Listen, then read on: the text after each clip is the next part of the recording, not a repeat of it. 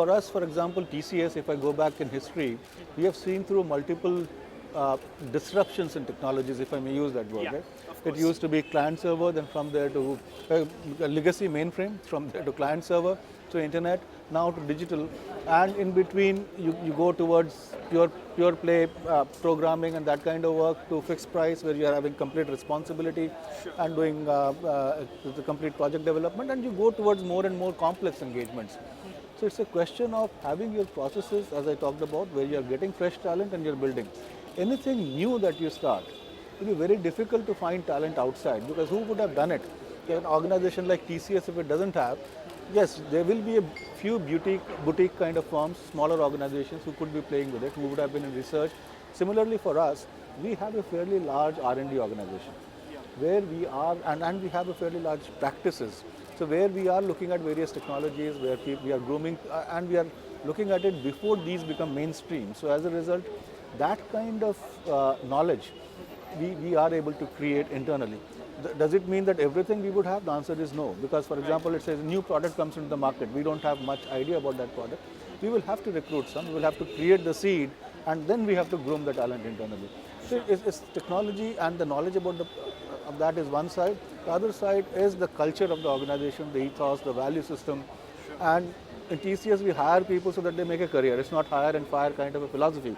Now, I have a whole lot of people who are on legacy, who are on different technology.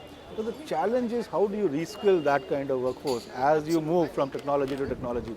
And that is something which I think we have done it well so far. I should not be bragging about myself, Sure. but from the point of view of what we have been doing so far, I think that is something that we have done. And I think going forward, we will be able to do that. So it is, see, we are facing the same situation now. For example, when I do my campus hiring, this year I have gone to more than 350 colleges for doing my hires. I'm doing 25,000 offers, but still I'm getting requests from multiple institutes that have been accredited by us. But I'm not in a position to go because I'm trying to be within my overall numbers that I have to hire. So this year I'm trying a new process. About 21,000 I've hired, which is by visiting various campuses. The reason for visiting campuses is that's the maximum throughput that you get. It's the most efficient way of hiring. And you also get to see what is happening in the institutes. You have academic relationship and things like that. The remaining I'm going to do from an off-campus mode. It's an extension of real off-campus that I do, which is in terms of September, October time frame when people join in Q4. But I'm using that process now, where I'm going to do that online test, open it up to all the other institutes that have been accredited, where we have not been able to go, and we have called them, and they will go through the test, and based on the results I will do the interview and then roll out the offer. Right. But yes, the problem is serious at this point in time, because not many people are hiring, going into the colleges.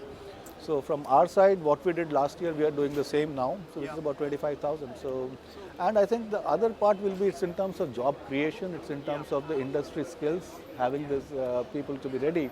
But at the same time, unless the economy grows, Yeah. and unless there are, so those things will have to be there. As far as hiring in US is concerned, if I look at US and Canada, I'm doing almost like 600 per quarter. So that's a significant number. Right. And as I said, I'm going into we have started doing fresh hiring, but that is from the campuses in US. So I participate in the job fairs in various institutes. This time I went to 35 institutes in US, and we are going to get about 250 freshers from US into TCS. And if you come to the junior level, it is probably less expensive to hire somebody locally than taking somebody from India. Obviously. Okay, so for example, everyone thinks that getting people from India would be cheaper, but it's not. Yeah. It's not true. It's more expensive Right. at the junior level. At senior level, probably it'll be slightly cheaper to get somebody from here because of different business models. Sure. Okay, people come back and you have your job here and you go there for a short period, you come back, so things like that. Otherwise, you have to be paying prevailing wages. You can't have too much of differentiation. People will not stick around.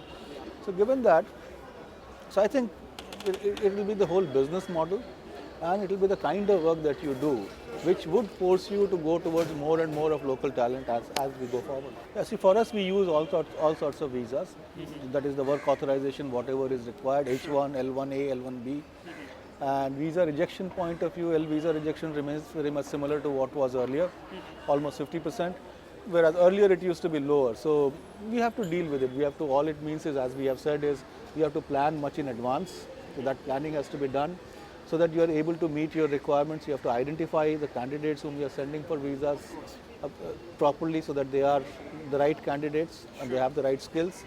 And with that, and more local hiring, more of offshoring. So these are various kind of means that we have to use in order to deal with it. And the immigration bill, once it gets decided, we have our own scenarios so that how to meet those requirements and what requirements. Finally, what is the form and shape, we really don't know as of now. So once that comes out, then we'll act accordingly. So it's not a major issue.